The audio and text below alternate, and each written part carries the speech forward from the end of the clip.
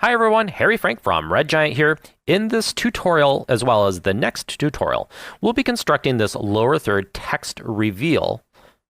And in doing this, we'll learn how the Trapcode Particular designer window, which is right here, as well as the effect controls found right within After Effects, right here, how these two areas work together. We'll cover the designer window in a little bit more detail, going through the different areas such as the blockchain, the block settings over here, block presets, as well as talking about single and multi-system presets. And then using what we've learned, we'll construct this lower third reveal in the next lesson. So I'll create a new composition. And I'll create a solid so I can apply particular, because particular is an effect and it needs something to be applied to. So I'll go to Effect, RG Trapcode, and apply particular. Now I'm just going to copy and paste the text that I created in the previous composition. There's nothing special about this. It's just using the text tool in After Effects, and there is a linear wipe revealing the text. We're keeping it pretty simple here. So the first thing I'm going to do is animate the emitter position so that it moves along with the reveal of the text. So let me move to the point where the end of the text is revealed, right about there. And that's where I want my emitter position to end in terms of its animation. Now, just to clarify, the emitter refers to the area in which particles are born. And our next lesson will go into much more detail about the emitter. But the thing to understand right now is emitter controls define where the particles are born, as well as the area in which they are born. So they can be from a single point or a much larger area than a single point. But right now, we're going to keep the default of a point as the emitter type. But I'll go to the position control right here and set the position of my particles to be at the very end of that text. Now I'm going to want to create a keyframe for that, so I'll go over here to the position parameter and click on the stopwatch next to the word position. I'll rewind to the beginning, and we want this to move along with the animation of the text. So I'll go to the position parameter right here and simply click on the X value and drag this backward. I'll click on the designer button right here to launch the Trapcode Particular designer. And what we can see is that we've got an interactive environment that plays back my particle settings in the preview area up here. Down here, we can see that we've got a series of blocks. Notice as I select any of these, we see the related parameters for that block. For example, if I select particle type, we'll see all the parameters that relate to the overall look of the particle type, lifespan, blend mode, that kind of thing. These blocks will also change as you make changes to the parameters. For example, if I change the color of the particle, the thumbnail will update down here. If I load perhaps a different size over life graph, or I change the particle type, the blocks will update, giving you a visual indication as to what's going on with your settings. I'm actually going to go to this emitter type right here and move the position up to the center so it's not sitting down at the bottom of my screen. If I double click one of these blocks, this will reveal a block preset drawer showing presets for the block that I've selected. For example, I can click on directional to load a directional emitter preset for this block. If I double click on the color block, this will reveal some gradient presets as well as custom blocks that I've saved down here.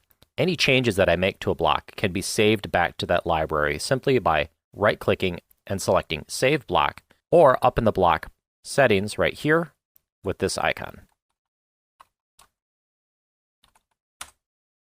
Now if I reveal the presets, we'll see it down here in the Custom Presets section. I can open and close these simply by tapping B on the keyboard, double-clicking to open and double-clicking to close, or I can simply roll over that section with my mouse. You'll notice some of these blocks are actually grayed out. Now, these first few blocks, such as the emitter type and the motion, particle type, color, etc., these are things that we always have settings defined for. We always have some sort of size and opacity defined for our particle. But over here in sections that we'll cover in a lot more detail later on, some of these are simply off and they don't have any effect right now. such as gravity. So if I go to the physics section and select gravity, and I turn this up, particles will begin to accelerate downward.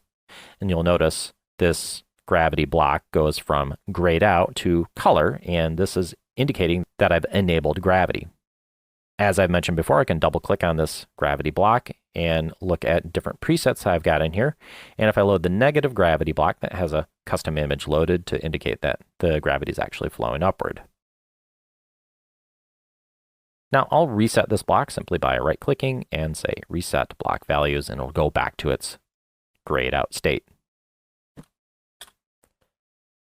Now don't worry that I'm going through all these sections very quickly. We'll be going through each of these individual sections in much greater detail later on. Now before we go into those different sections in more detail, there's still a few more things in the designer. In fact, these are some things that are really quite powerful. Now I'm going to reveal the presets drawer, just like the blocks drawer, by hitting P to show my presets. Now you're going to notice that there are two different types of preset. Multiple system presets and single system presets. Now it might be a bit obvious if I say that multiple system presets are presets that contain multiple systems, but we haven't actually discussed what the idea of multiple systems is. So let me load a preset here.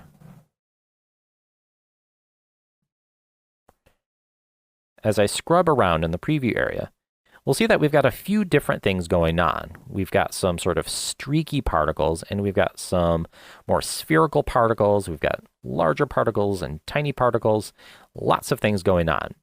We're able to do complex presets like this by using multiple particle systems. You'll notice down here as I loaded this preset, we have not just this master system with one set of blocks, but you'll notice as I click further down that we have actually 6 different particle systems. And this is what a multi-system preset is. It's a system that uses multiple particle systems inside one instance of the particular plugin. Now here's where we get into the heart of how systems work in Trapcode Particular. If I select System 2 here, you'll see that there's a bit of a connection between the master system and System 2. You'll also notice that System 2 is actually missing a few different blocks. Now, what is happening here is that when systems do not have a block present, they will inherit those settings from the master system. So in other words, System 2 will inherit its motion, direction, that kind of thing from the master system. So multiple systems allows us to have different systems dedicated to very subtle things or very specific things. So I can actually see exactly what System 2 is doing by soloing it. So if I option click on System 2, we can see that it's some glowy sphere particles, and it has its own gravity dragging them downward. But everything else is not actually using some gravity. So we can see System 2 has this section here with some particles falling downward, but the other systems are actually kind of floating freely. Let's say I hop down to System 4 and solo this. We can see that this is actually what we call a streaklet particle, and this gives us this sort of light streak kind of look. So this allows us to combine different systems that share the same emitter position and can either have their own settings or share settings between systems. It's really quite powerful and very flexible and really, really fun to play with. So that is what a multiple system preset is. Single system presets are still actually quite handy. Now, the way this works with multi-system presets is that single system presets will allow us to load a preset into an individual system. So at this point, I have System 4 selected, and I go to Single System Presets, and I click on something like the Orange Stars preset. That's going to load that single system preset into System 4. I'm going to hit Undo and get back to the original preset here. If I'd like to load this in addition to my existing systems, in other words, add this single system preset to System 5, I can simply Option or Alt-click on this. Now I've loaded this into System 5. You could also manually do this by simply adding a system right here and going to the single system presets and loading that preset right there. There's one important point that I want to bring up with regard to this designer window, and the effect controls in After Effects.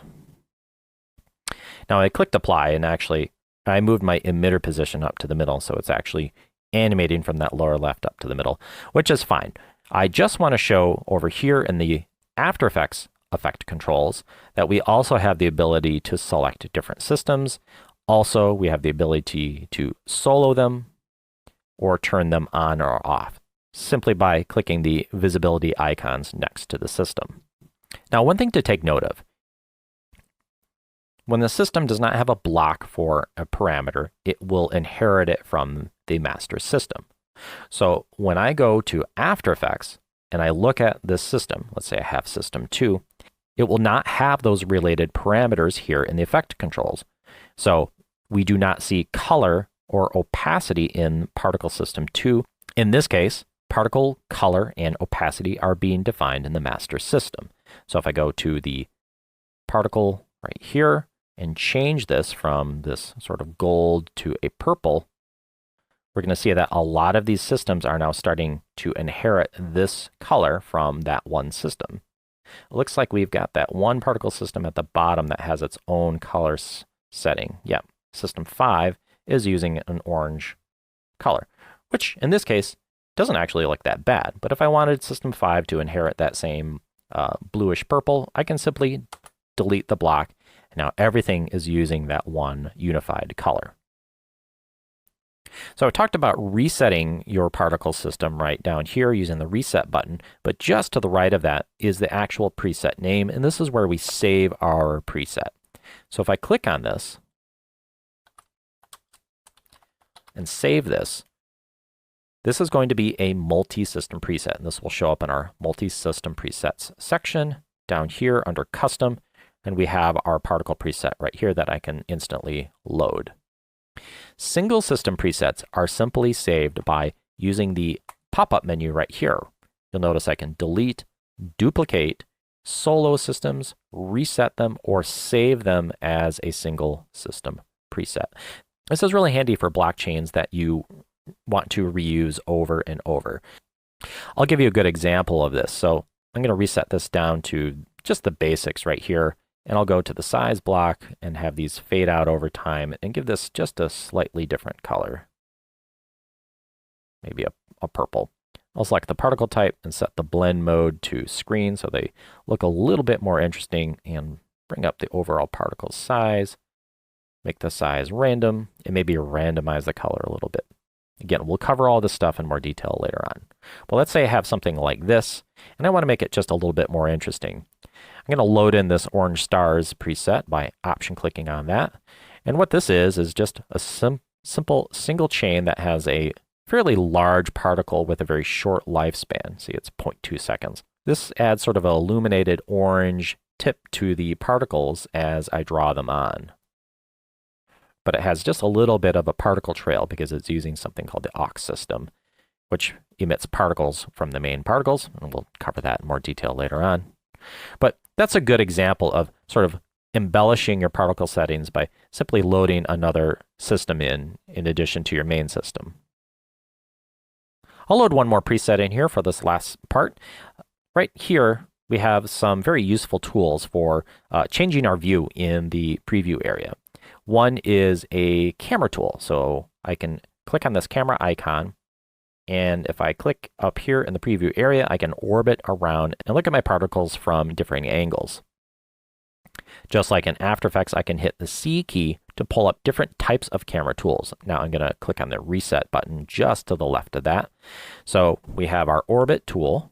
If I hit C again, we have an X and Y tool that will move the camera up, down, and left and right. And if I hit C again, this will zoom in Z. This is a Z dolly. I can reset that by clicking on the icon to the left of the camera. And if I click on the camera again, this will get me out of that camera tool. And now I am back in my emitter scrub. Now there's a little divider line to show us that these three icons over here are a little bit different, not related to the camera information. One is the motion blur. I'll simply reset this, go to my motion block, turn up the velocity. Now, no matter what your settings are in After Effects or in Particular, and Particular has some of its own motion blur controls, we need to turn on motion blur rendering by clicking on this icon here. Motion blur can be very expensive in terms of rendering, so it does default to off, but if you'd like to see how things look with it on, you can click on this button to enable it. Same goes for depth of field. Now, depth of field is actually going to be inherited from the camera information that you have in your composition. So I'm actually going to quickly duck out of the designer here real quick. I have a camera in my composition. I have depth of field enabled, and I have a very high aperture. We'll see some very dramatic depth of field if I enable it. So if I go back, and I'm going to load a preset that shows us some pretty dramatic depth of field. Let's move our camera just a bit so we can get these particles really close to the camera. My composition has depth of field enabled, but my designer window is not rendering depth of field because I've not turned it on. So if I click on this depth of field icon, we can see that the render gets a little bit slower, but we have this deep depth of field where particles close to the camera are very blurry, as well as far away from the camera, they're very blurry, and in the middle, they're in focus. Lastly, the one that you're probably not going to use as much, but this is just a motion preview toggle. This will toggle between rendering the actual particle type in blend mode. If I click on this button right here, it will simply render a single pixel using the color that we've defined. So that's an overview of the designer. As you can see, it's a very powerful window. It allows us to visually organize a very complex particle system. So in the next lesson, we will move forward with starting to learn about all this stuff in much greater detail by assembling that lower third that we were talking about. So my name is Harry Frank. We'll see you in the next lesson.